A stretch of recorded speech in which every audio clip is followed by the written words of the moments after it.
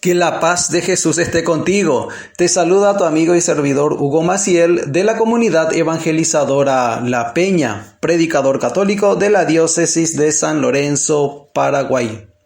Hoy, martes 12 de julio, como todos los días, la Iglesia Católica nos invita a reflexionar la palabra de Dios.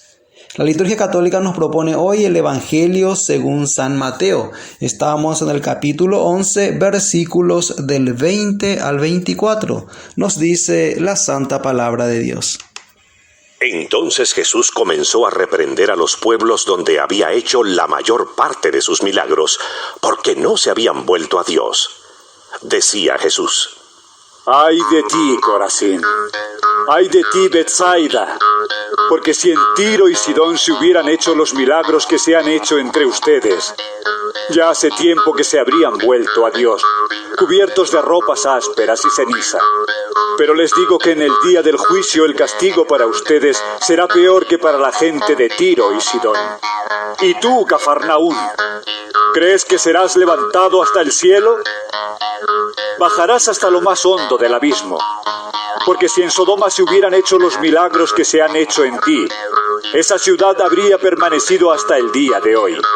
Pero les digo que en el día del juicio el castigo para ti será peor que para la región de Sodoma. Ay de las ciudades impenitentes. Esta es la pericopa que nos ocupa hoy en el Evangelio del día. Evangelio según San Mateo. Estamos en la cuarta sección del Evangelio según San Mateo, el misterio del reino de los cielos. Para poner más en contexto el texto que acabamos de escuchar, esta sacudida que da Jesús, ay de Jesús, porque muy pocas veces vemos a un Jesús airado, a un Jesús iracundo, podemos decir, porque es como que Jesús está queriendo sacudir a los habitantes de estas ciudades impenitentes, ciudades que no han sabido aceptar el mensaje que trae Jesús. Es como que se trabajó mucho por ellos, pero no se consiguió el resultado deseado. Se trabaja mucho, se hizo mucho esfuerzo, mucho sacrificio, en el sentido de que los milagros eran signos de la llegada del Mesías, que viene a instaurar este reino de los cielos, el reino de Dios. En la cuarta sección del Evangelio según San Mateo, que nos habla del misterio del reino de los cielos, arranca con la pregunta del Bautista y luego testimonio de Jesús. Pero yendo poquito más atrás en el Evangelio según San Mateo, en la última parte de la tercera sección, donde nos habla de la predicación del reino de los cielos, nos habla de la misión de los 12. La misión de los 12 cuando Jesús envía a los 12 a la misión, y luego la predicción de las persecuciones. Jesús advierte a sus discípulos que van a ser perseguidos. Luego también en la última parte del capítulo 10, Jesús va a aclararles que Él es señal de contradicción.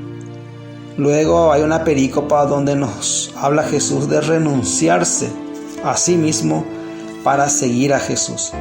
El capítulo 10 termina con la conclusión del discurso apostólico y luego inicia el capítulo 11, que es el capítulo que nos ocupa hoy en el Evangelio del día. Esto es poniendo un poco en contexto el texto que acabamos de escuchar. El capítulo 11 inicia con Juan el Bautista, que ya en la cárcel envía a sus discípulos a preguntar a Jesús. Jesús les dice: vayan y díganle a Juan lo que ustedes están viendo. ¿Qué es lo que están viendo? Que esas señales que deben acompañar la venida del Mesías se está cumpliendo.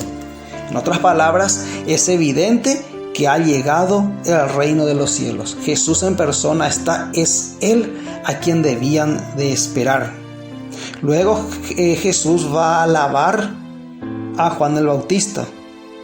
Os aseguro, dice en el versículo 11 del capítulo 11, os aseguro que entre los nacidos de mujer no ha aparecido un varón mayor que Juan el Bautista. Sin embargo, el más pequeño en el reino de los cielos es mayor que él. Desde los días de Juan el Bautista hasta ahora, el reino de los cielos sufre violencia y los violentos se hacen con él. Pues todos los profetas, lo mismo que la ley, profetizaron hasta Juan, y si queréis admitirlo, él es Elías, el que iba a venir. El que tenga oídos, que oiga. Luego Jesús empieza a juzgar a los de su generación. Le tocamos la flauta y no bailan, canciones tristes y no se lamentan. ¿Qué es lo que quieren? ¿Qué más quieren? Dice Jesús. ¿Qué más quieren que hagamos para que entiendan, para que se conviertan, para que cambien su actitud, para que hagan penitencia? El sentido del texto hoy, lo que Jesús predica con fuerza, es la conversión de los habitantes de estas ciudades. Y habla de dos ciudades en principio. Ay de ti, Corazín, ay de ti, Betsaida.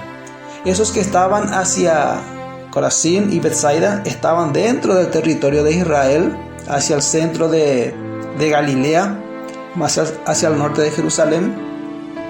Y eran ciudades donde, según la historia, Jesús ha hecho muchísimos. Son las ciudades donde más milagros ha hecho Jesús. Y los milagros eran los signos, esos signos de los tiempos que ellos no sabían leer, eran los signos de los tiempos mesiánicos. Que ese signo indicaba que algo extraordinario estaba pasando ahí. Dios estaba actuando. Pero ¿qué sucedió? La gente cerró su corazón, endureció el corazón, eran ciegos, eran sordos, eran ciegos al accionar de Dios, eran sordos a las palabras de Dios. Por eso el corazón lo tenían duro. Y como el corazón está duro, sufriendo de cardioesclerosis, cuesta llegar a la conversión. Y es eso lo que Jesús reprende. Porque si en Tiro y Sidón quedaban ya en las afueras del territorio de Israel, más hacia el norte, si ahí eran ciudades prósperas también, tenían puertos marítimos también. Si en esas ciudades se hubiesen hecho los milagros que en ti, imagínate, esa gente que está allá, lejos, lo que en el versículo 6 del capítulo 10 Jesús le va a decir a sus apóstoles cuando hagan la misión de los 12: vayan a las ovejas descarriadas de Israel. Se está refiriendo a esos territorios, porque si en ellos se hicieran los milagros que en ustedes se hacen, lo que hubiese sido. En otras palabras, ustedes, y trayendo al hoy el reclamo de Jesús, vos que estás escuchando el Evangelio, vos que solés leer la palabra de Dios, vos que solés compartir a través de tus redes sociales en los últimos tiempos la palabra de Dios, o vos que estás dentro del territorio o dentro de la iglesia, vos que solés compartir el Evangelio del día, ay de ti, Corazín, ay de ti, Betsaida. Vos sos Corazín, vos sos Betsaida, porque en ti Dios ha hecho tantos milagros y vos conocés los milagros que Dios ha hecho en ti. Pero allá está Tiro y Sidón, los que están lejos, los que no conocen la iglesia, los que no vienen a la iglesia, los que no asisten a la iglesia, las ovejas descarriadas de Israel, aquellos que no conocen, los paganos o los mundanos, como vos le llamás, esos que no conocen. En la vida de ellos, si se hacen los milagros que se hacen todos los días, como en tu vida, en la vida tuya, que vos que asistís al grupo, vos que asistís a la pastoral, vos que asistís al movimiento, si en la vida de ellos se hiciesen los milagros que se hacen en tu vida, que vos estás viendo los milagros de Jesús que Él está realizando en tu vida, imagínate, ya se hubiesen convertido. Pero vos que estás en el territorio, vos que estás en la iglesia, donde es habitué que en tu vida, en tu día a día experimentes el milagro de Dios, ¿cómo va ese proceso de conversión? Eso es lo que nos reclama Jesús. Después están los que se sienten buenos, los que se sienten encumbrados, los que dicen: yo la tengo clara, yo estoy haciendo bien mi trabajo. Ay de ti, Cafarnaúm, ¿crees que vas a encumbrarte hasta los cielos? Sí, vos que decís: yo estoy bien, te vas a precipitar hasta el Hades, hasta el abismo. Dice Jesús: cuidado con las seguridades, vos que decís que estás haciendo un trabajo pero perfecto. La iglesia que Jesús va a formar, porque la iglesia es la continuadora de la misión de Jesús en la tierra. Jesús encarga a la iglesia que ella continúe esta labor evangelizadora de Jesús. Jesús siente y con ira hoy fustiga a estas ciudades, pero también dejó a la iglesia que ella sea la encargada de volver a hacer esos milagros en la vida de las personas. ¿A través de qué? A través de lo que se llama la evangelización. Por eso, en la exhortación apostólica Evangelii Gaudium del Papa Francisco, en el numeral 14, cuando nos habla de la nueva evangelización para la transmisión de la fe, lo que Jesús quiere seguir haciendo en la vida de las personas, nos dice lo siguiente el Papa Francisco en la Evangelii Gaudium: en la escucha del Espíritu, que nos ayuda a reconocer comunitariamente los signos de los tiempos, del 7 al 28 de octubre del 2012 se celebró la 13ª Asamblea General Ordinaria del Sínodo de los Obispos sobre el tema la nueva evangelización para la transmisión de la fe cristiana. Allí se recordó que la nueva evangelización convoca a todos y se realiza fundamentalmente en 3 ámbitos. En primer lugar, mencionaremos el ámbito de la pastoral ordinaria, animada por el fuego del Espíritu, para encender los corazones de los fieles que regularmente frecuentan la comunidad y que se reúnen en el día del Señor para nutrirse de su palabra, del pan de vida eterna. También se incluyen en este ámbito los fieles que conservan una fe católica intensa y sincera, expresándola de diversas maneras, aunque no participen frecuentemente del culto. Esta pastoral se orienta al crecimiento de los creyentes, de manera que respondan cada vez mejor y con toda su vida al amor de Dios. En segundo lugar, recordemos el ámbito de las personas bautizadas, que no viven las exigencias del bautismo, no tienen una pertenencia cordial a la iglesia y ya no experimentan el consuelo de la fe. La iglesia, como madre siempre atenta, se empeña para que vivan una conversión que les devuelva la alegría de la fe y el deseo de comprometerse con el Evangelio. Finalmente, marquemos que la evangelización está esencialmente conectada con la proclamación del Evangelio a quienes no conocen a Jesucristo o siempre lo han rechazado. Muchos de ellos buscan a Dios secretamente, movidos por la nostalgia de su rostro, aún en países de antigua tradición cristiana.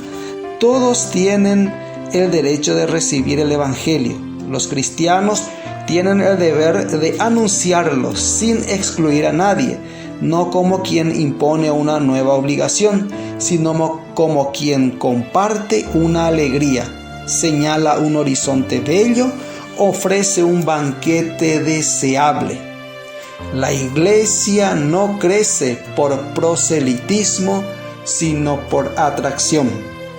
San Juan Pablo II nos invitó a reconocer que es necesario mantener viva la solicitud por el anuncio a los que están alejados de Cristo, porque esta es la tarea primordial de la iglesia. La actividad misionera representa aún hoy día el mayor desafío para la iglesia, y la causa misionera debe ser la primera.